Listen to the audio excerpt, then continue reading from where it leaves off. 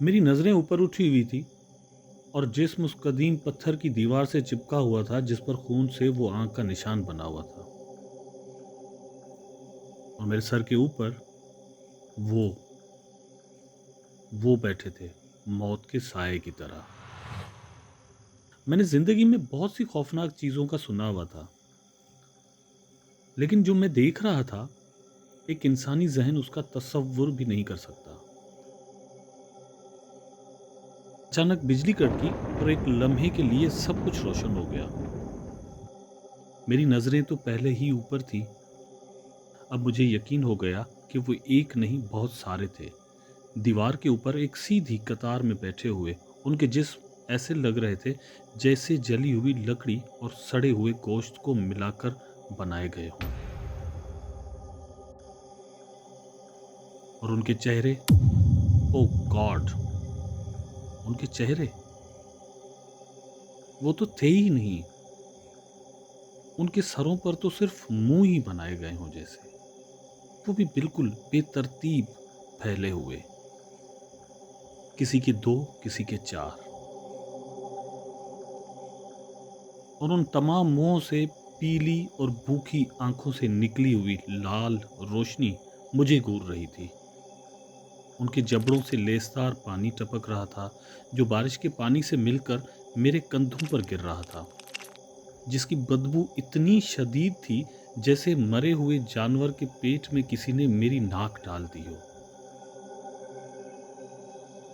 मेरा मैदा उलट गया। वैसे भी अब बच ही क्या गया था। मैं तो अपनी मौत के ही इंतजार में था। मुझे यकीन था कि वो अभी छलांग लगाएंगे और मुझे नोचकर चबा डालेंगे, और मेरी तो हड्डियां भी किसी को इस जंगल से नहीं मिलने वाली। लेकिन लेकिन उन्होंने ऐसा नहीं किया। इसके बजाय एक अजीब चीज हुई। कतार के दरमियान में बैठे हुए सबसे बड़े हैवान ने अपना सर ऊपर उठाया और एक लंबी और धीमी सीटी बजाई। फिर दूसरे ने, फिर तीसरे ने, और देखते ही देखते वो सब मिलकर सीटी बजाने लगे। पहले मुझे ख्याल आया कि ये सीटियां मेरा उनका शिकार होने की वजह से बजा रहे हैं, कि उनको शिकार मिल गया है, अब वो खुश हैं। लेकिन ऐसा नहीं था। ये शिकार की खुशी में बजने वाली सीटियां नहीं थी, बल्कि ये तो किसी रस्म का आगाज था। आहिस्ता आहिस्ता सीटियों की आवाज इतनी तेज हो गई कि मुझे लगा मेरे कानों के पर्दे फट जाएंगे। मैंने अपने दोनों हाथों से कान बंद कर लिए, लेकिन वो आवाज फिर भी सुन सकता था, क्योंकि वो मेरे दिमाग के अंदर गूंज रही थी। उनके इस अमल से मुझे शक हुआ कि वो मुझे यहां मारने नहीं आए थे। वो मुझे लाए थे कि मैं कुछ देख सकूं, या शायद ये सब उस रस्म का हिस्सा था जो मेरी मौत से पहले करना उनके लिए जरूरी था। सीटियों की आवाज से वो पूरी जगह कांपने लगी। जिस दीवार में मैं टेक लगाए खड़ा था, वो वाइब्रेट करने लगी। जमीन हिलने लगी जैसे भूकंप आ गया हो। दरख्तों से पत्ते झड़ने लग गए। परिंदों की आवाज अब सीटियों की आवाज से मिल गई थी, जैसे वो आसमान चीर देंगी और सब कुछ मेरे ऊपर गिर जाएगा।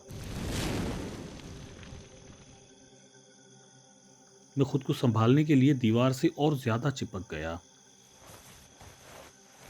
तभी अचानक मेरे हाथ को पत्थरों के बीच में से किसी चीज ने छुआ और गायब हो गई। मैं परेशान हो गया। ये दीवार के अंदर एक क्रेक में फंसी हुई कोई चीज थी, जिसके थोड़ी देर के लिए हाथ निकल आए थे और मुझे छूते ही वो हाथ गुम हो गए। मैंने एकदम अपना हाथ खींच लिया, लेकिन फिर सोचा, क्या पता यही मेरी जिंदगी की चाबी हो। मैंने कांपते हुए वापस अपना हाथ उस सुराख के अंदर किया और उस चीज को खींचा। ये एक छोटा सा चमड़े का बटुआ था। मुझे समझ नहीं आ रहा था कि इसे खोलूं या वापस वहीं पर रख दूं, क्योंकि वही बटुआ मेरे लिए जिंदगी भी हो सकता था और मौत का पैगाम भी। लेकिन डरते डरते आखिर मैंने उसे खोला, क्योंकि मेरे पास और कोई चारा ही नहीं था। अंदर एक कागज था जो खून और कीचड़ से लिथड़ा हुआ था, लेकिन लिखाई अभी भी पढ़ी जा सकती थी। और उसके साथ चांदी से बनाई गई एक छोटी सी चाबी थी। मैंने टार्च की मध्यम रोशनी में कागज पर नजर डाली। ये असगर की लिखाई लग रही थी। थोड़ी देर के लिए मैं खुश हो गया था कि असगर अभी जिंदा है, लेकिन ये डायरी की तरह आराम से नहीं लिखी गई थी। ये इंतहाई जल्दी में घसीटी गई थी। मैंने पढ़ना शुरू किया। अगर तुम ये पढ़ रहे हो तो तुम बहुत बड़ी गलती कर चुके हो। तुम कुर्बान गाह तक पहुंच गए हो। मैंने भी यही किया था। सब यही करते हैं। आमिर, मुझे पता था तुम भी यहाँ आओगे। तुम्हारा तजस्सुस तुम्हें यहाँ पर लेकर आएगा और यही तुम्हें ले डूबेगा। सुनो, ये उसूल मैंने नहीं बनाए, ये उनके हैं। और ये सीटियाँ बजाने वाले, ये तो सिर्फ निगहबान हैं, ये सिर्फ पहरेदार हैं। असल खतरा ज़मीन के नीचे है। वो उसे जगा रहे हैं। मैंने गलती की थी। मैंने उसे देख लिया था। अब मेरे पास वापसी का रास्ता नहीं है। मैं नीचे जा रहा हूँ। शायद मैं उसे रोक सकूं। ये चाबी केबिन के तहखाने की नहीं है और तुम केबिन की तरफ जाना भी नहीं। ये उस दरवाजे की है जो उस कुर्बान गाह के नीचे है। अगर तुम जिंदा बचना चाहते हो तो ऊपर कभी मत जाना, जंगल में मत भागना। जिंदगी का अकेला रास्ता सिर्फ और सिर्फ नीचे है। जैसे जैसे ये पर्ची में पढ़ता जा रहा था, मेरे दिमाग के अंदर हजारों घंटियां बजने लग गई थी। मुझे समझ नहीं आ रहा था कि मैं क्या करूं। जमीन के अंदर घुस जाऊं या फिर कहीं भागने लग जाऊं, अपने बाल नोचने लग जाऊं। खैर, मैंने कागज अपनी मुट्ठी में भेज लिया। थोड़ा मुतमईन हुआ। असगर मरा नहीं, वो नीचे गया है, उस जहन्नुम के अंदर जहां से शायद मैं दोनों की तकदीर में जिंदगी लिखवा सकता हूं। ऊपर सीटियों का शोर अब नाकाबिले बर्दाश्त हो चुका था। वो अजीब सी चीजें अब बेचैनी से हिल रही थी। वो बैठे बैठे एक दूसरे का रूप धारकर जगह तब्दील कर रहे थे और दीवारों को अपने पंजों से खुरच रहे थे, जैसे बहुत गुस्से में हों या शायद किसी बड़े दुख में रो रहे थे। जमीन की थरथराहट पड़ गई। अचानक मेरे पैरों के पास जिस पत्थर पर खून का निशान बना था, वो अपनी जगह से सरक गया। वहां एक तंग सा रास्ता खुल गया जो सीधा जमीन के अंदर जा रहा था। खूब अंधेरा था। वहां से सड़ांध और नम मिट्टी की बू आ रही थी। अब मेरे पास दो ही रास्ते थे। ऊपर मौजूद सैकड़ों भूखे मुंह जो मुझे नोचने के लिए तैयार थे और मेरी हड्डियां तक चबा जाते, या फिर नीचे मौजूद ना मालूम अंधेरा। किसी एक का चुनाव करना था मुझे। असगर का नोट मेरे दिमाग में गूंजा, वाहिद रास्ता नीचे है।